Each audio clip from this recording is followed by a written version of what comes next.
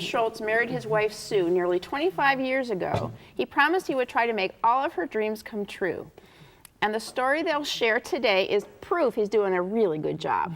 Sue and Tim join us, along with dentist Steve Marsh, who had a hand in making this particular dream a reality. So welcome everybody to the show. Thank you. So Tim, we'll start with you. What does a dentist have to do with one of Sue's dreams? Well, Sue's always been a wonderful wife and a mother and taking good care of our family, but she's always been a little insecure. She had a large gap in her front teeth, and when we were back in school, the kids would make fun of her, and here we are 25 years later, and she decides to go back to college, and she gets a degree and a great job, and one of her patients told her she'd be a beautiful woman if she had a better smile. Oh dear. And that's when I knew that I had to do something about it. Okay, so Sue, your husband planned this for Valentine's Day. Did you have Yes. any idea at all that it was going to be a trip to the dentist? Not at all. He told me in advance not to work that day, not to make any plans, to dress comfortably, eat before we left, and we were just going to go out. So we're driving along, and we pull into this building that's got a medical symbol, and I'm like, he punched in the wrong address. But he didn't, did he? No, he didn't. He explained why we were there, and I was very shocked. But I go into the building, and we walk into the office, and all the women there go, surprise! So everybody was in on it. They were all in on it. They were very happy, and I felt bad. I was very shocked, but at the same time, I was terrified because my husband didn't know I'm terrified of dentists. Oh, no. So that's how Steve, it started. Steve, you had to calm her fears. So how did you do that? Well, first of all, Tim had given us this preliminary talk, so we wanted to make it special for her.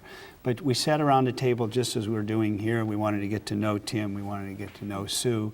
And we spoke because there's a person connected to the teeth. And so I wanted to know why, what was her history about, why did she have fears, what we could do to make it pleasant for her. We looked at options and talked. And most thing was to get comfortable with each other, because I think we need to do that just as an attorney needs to sit down with clients. So we met them. They were lovely. We discussed options. And then we said, while you're here, how about if we get your teeth cleaned? That's a pretty innocuous way to get started. Okay, so that was the first step. That was a big step for you at the dentist, though. So how did they help you through it? Well, it was a get it done now because I might not come back later thing. So I agreed to do it. The hygienist was wonderful. She never once nicked my gums, or caused any pain when she did it. I'll drive an hour and get my teeth cleaned there for the rest of my life. They kept you comfortable? And Yes, Dr. Marsh, when he was working on my teeth, he could read me very well. I was surprised. Thank you. He could tell that if the Novocaine was wearing off, and he would say, all right, let's give her another boost. And the whole office staff was just absolutely warm and inviting and wonderful. That's great. So Steve, what kind of work did you have to do with Sue? Well, again, as I explained, we looked at the options, and at this stage, we didn't want to go through braces and that sort of thing. This is what Sue looked like when she came in, and again, we looked at all these different options from ortho to this and that. We were able to reshape her lower teeth, and then we decided to do porcelain veneers. When you have a space that large, we actually had to reshape the teeth. There's the before and after looking up, so we closed the space. We also looked at the different colors and options that she had, because today with porcelain we can almost select anything. And I think that picture speaks for itself again.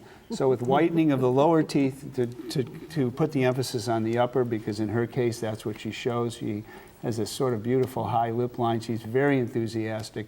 And again, with about 8, I think, porcelain veneers, we were able to give her that beautiful after smile that she shows. And I have to tell you, most importantly, what's a wonderful story is that Tim was so supportive. These days with husbands and wives, the fact that he cared enough about her to bring her in made it so much nicer for all of us and made the story just wonderful. And I bet you're happy with the results, both of you, right? Absolutely, absolutely. I am for sure. Now when Sue meets people, she doesn't cover her smile. She smiles brightly, and her confidence level's through the roof. So it's been wonderful. It's really beautiful. So. Thank you for that wonderful thanks. story. Yeah. And this is a true love story. Tim loves Sue. Sue loves Tim. And now, thanks to Tim and Dr. Marsh, Sue loves her smile. What a perfect happy ending. But thanks to all of them for sharing the story with us today.